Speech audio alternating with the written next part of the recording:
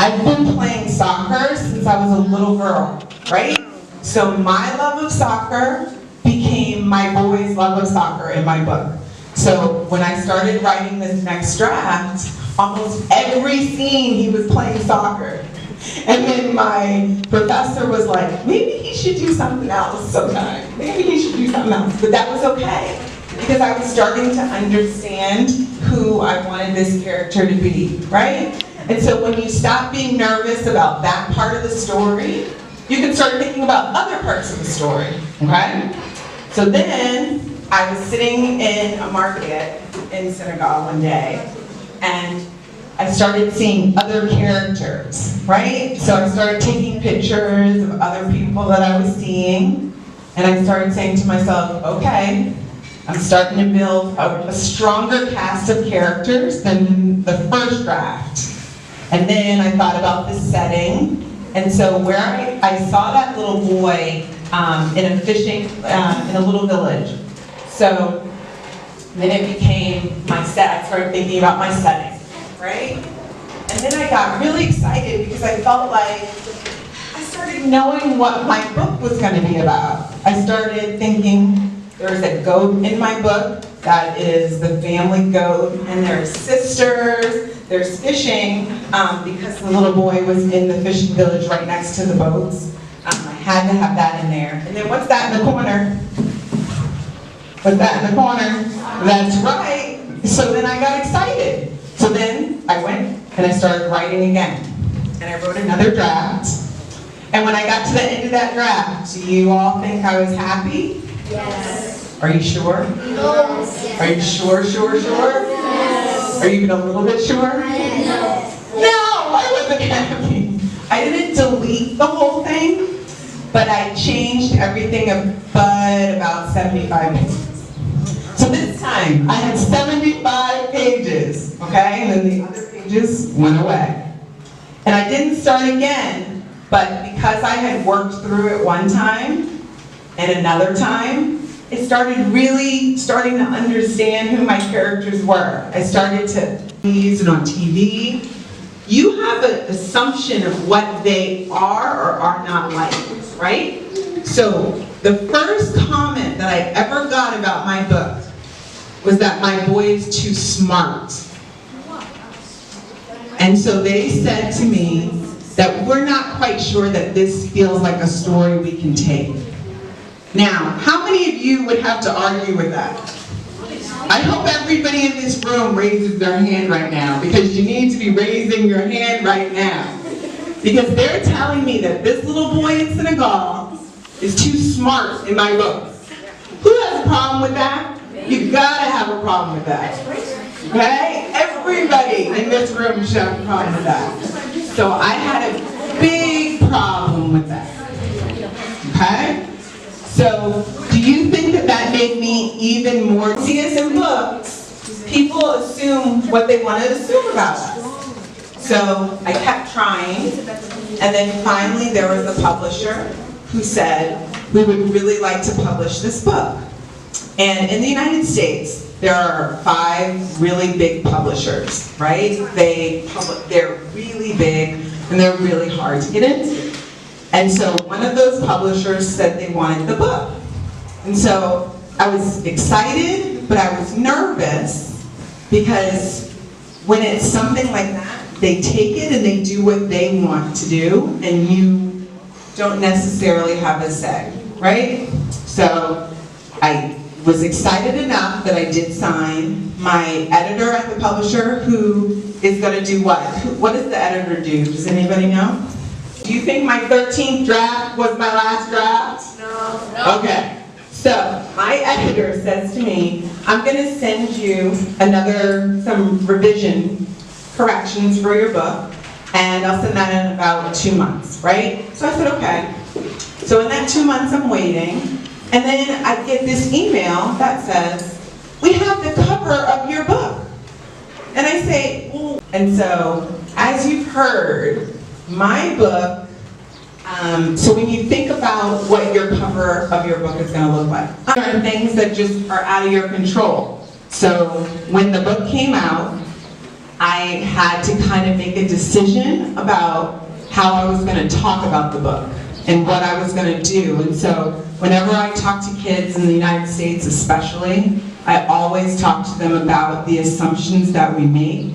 The things when we do activities, when we do, like I do workshops where we do talking about assumptions and what that means and what that looks like and how to make sure that we don't do it anymore. So I got this book and I was super excited. And then when, like I said, my friend is here and I was really excited to come and just hang out while they were doing their school visits. And then I thought to myself, you know what?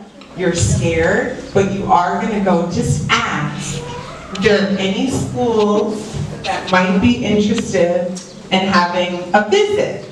So I just want to tell you that I really appreciate the book. How long do you think it took me to write? 5 years. It took me a month. And you want to know why it took me a month? Why do you think it took me only a month? So one, that one gave me a lot more courage, but so I learned from the first book, but what else do you think was a reason? I was encouraged. Anything else? Most of the detail that you got from the other book was from the first book? No. So the book that I wrote, one day I was walking my dog in my neighborhood down the street, and there's a statue that we pass every single day. And I thought to myself, while my dog was doing his business at the bottom of the statue, I said, this statue has a story. But where is that statue? Where did I say that statue was? Anybody? In my neighborhood. So do I know about that little area? Yes. I know it well, right? And so in that book, I could just write. I didn't have to do the research in the same way. I wasn't nervous about not knowing if I was writing the right words. And so for this book, I had to rely on a lot of different people to revise it instead of 7, which is it's huge. That's a huge thing. So I have 6 more books that publishers have bought, and they come out in the next 4 years. Because it almost takes 3 years for a book to come out. The boy in this book, his name is Moore.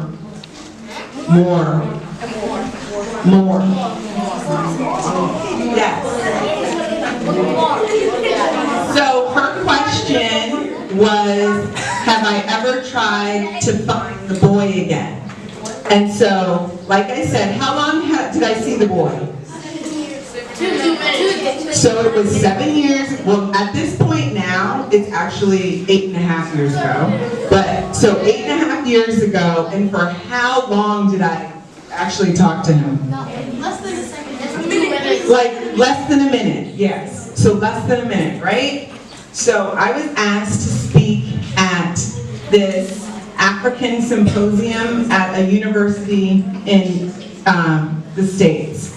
And the room was full of different African scholars. And so I was standing up there talking about my experience. And at the end of the talk, one of the gentlemen said to me, you know, I didn't know why you were here today, but now I realize my purpose in meeting you today is to try to help you find this boy. So this happened a couple of months ago. So him and some of his colleagues started trying to plot the possible schools. They all have a picture of him. So we are on the search. And so if I do have the opportunity to go and see him again and give him a book and say thank you, I realize he probably will not remember who I am, but he just needs to even a small bit understand what an amazing, amazing, amazing opportunity and possibility he gave me from that 2 seconds.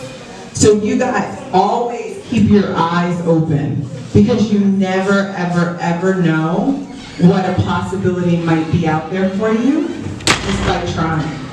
You have a question? Is your first book out? Can you buy it? Yes, you can. You can buy it at a bookstore. If a person is trying to stop that. Like, Okay. saying like black people, it's black people, so you can't, it's a black person, so you can't like put them in a book or somewhere. Okay, so it's got like the title, but it doesn't necessarily have people, or it has like the silhouette. So you just see the outline of someone, and so you're not quite sure if they're black, if they're white. They do that a lot, unfortunately. So, to answer your question, one of the things that I talk about the most is that. So for me, absolutely. So this again goes back to this boy and wanting to make sure he saw himself on a wall like I never got to see. Now I'm determined, because what did I say? As soon as they told me he sounded too smart, was I nervous anymore? Yes. But did I care about that anymore? Because what was I? I was determined, and I was angry. So then, it didn't matter. Then I was like, you know what? I'm gonna find a way. We're gonna figure this out. Even if I have to write it another 15 times, we're gonna figure it out. So the answer, yes. Going down the street. So I snatched up my camera off the seat, and I took a picture. And so we kept driving along. I said no. Anybody? How long? 6 weeks? 6 months? Anybody else? No. How long? 1 days. No. 2 years.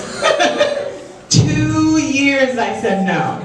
My teachers kept telling me over and over to write the story. For 2 whole years, I told them I couldn't. I told them I didn't know what I was doing.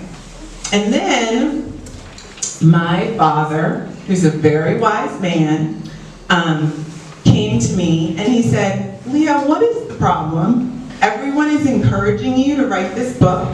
Why aren't you writing this book? And I said, Daddy, I don't know what I'm doing. And he said, but you can learn, you can try, you can go ask people, you can figure it out, right? Do you think I said okay? No. I didn't, but then he said to me, you remember all those times you walked in the library and you didn't see a book that not one time looked like you? And I was like, yes.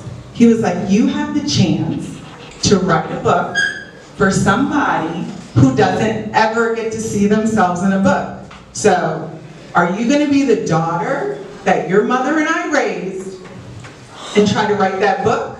Or are you going to be the person that remembers or thinks that we're invisible? So what do you think I did then? So I stopped crying, I stopped dragging my feet, and I went to my computer and I started writing. How long do you think I wrote? A few years. 200 pages. 3 years? Anybody else? A few years. A few? Anyone else? A few. 4 years. So, the first draft